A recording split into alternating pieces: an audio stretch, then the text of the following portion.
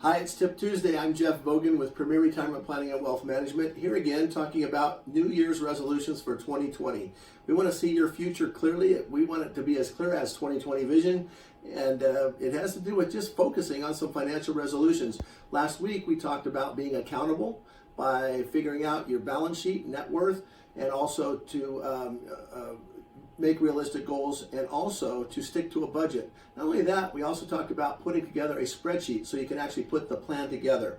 Now I just want to go over just a list of things that will help you put those financial resolutions in order, and remember the 3 E's first. Envision means look at your future, evaluate your present, and then execute a plan to make it happen. First thing is you really need to start with your net worth. What could your assets be worth if you had to create an income stream from them? Now, if you're currently working, you've got a paycheck from an employer that's probably taking care of your bills. When that doesn't happen, you might be having to change some of that net worth into an income stream.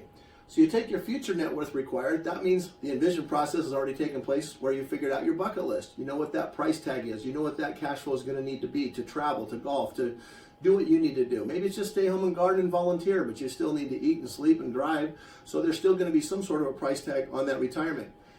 If your net worth and the future net worth is a lot higher than your current net worth, then obviously there's a gap. How do you fill that gap? Well, one thing that's on your side is time. If you still have some time to save and continue to grow your assets, that's great. Depending on how much time that is, it may require you to be either allow you to be more aggressive or require you to be a little bit more conservative to make sure you get to that retirement number. So fill those gaps, make sure that you're investing correctly, make sure you're saving enough, and consider those things.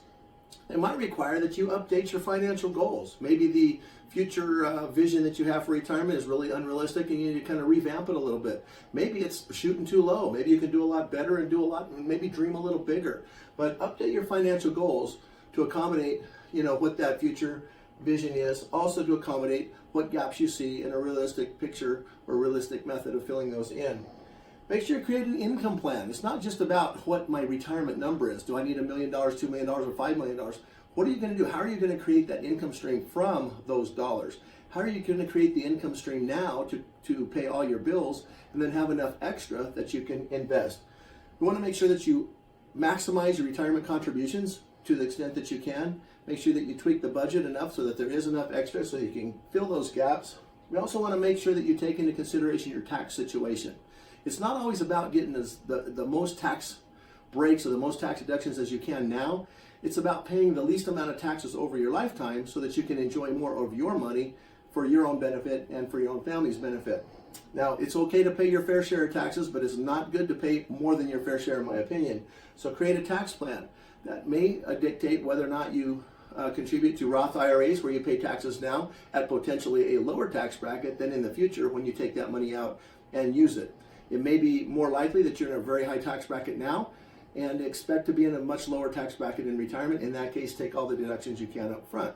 But again, let that tax plan dictate how you invest. Make sure your asset allocation is according to that tax plan, according to that income plan, is according to the nature of risk that you're willing to take to get to your goals. And make sure that as you reconsider your asset allocation, that you consider to rebalance that allocation every year, or even more periodically if you can do that and want to be more vigilant on your assets. To make sure that that asset allocation always goes along with any updates in your financial goals, changes in what you envision your future to be. Again, always consider taxes and also make sure that all your risks are covered. Many times that's done with insurance. Make sure that your loved ones are protected. If you haven't reconsidered your life insurance portfolio, what you have to leave your heirs or your wife or your kids, those people you love, in case this plan doesn't work out, you always need that contingency. Many of you know my mother has outlived my father by 30 years. They didn't have enough life insurance. They didn't have a contingency plan. Want to make sure you have planned for the best or hoped for the best, but always plan for those worse or those unfortunate circumstances. So don't forget that insurance contingent of a good life plan or retirement financial plan. So that's my goal, or that's my tips for this Tuesday. Hope you have a very prosperous 2020. Happy New Year. And hope these goals or these items can help you set really good resolutions that will help you not only get there, but stay there.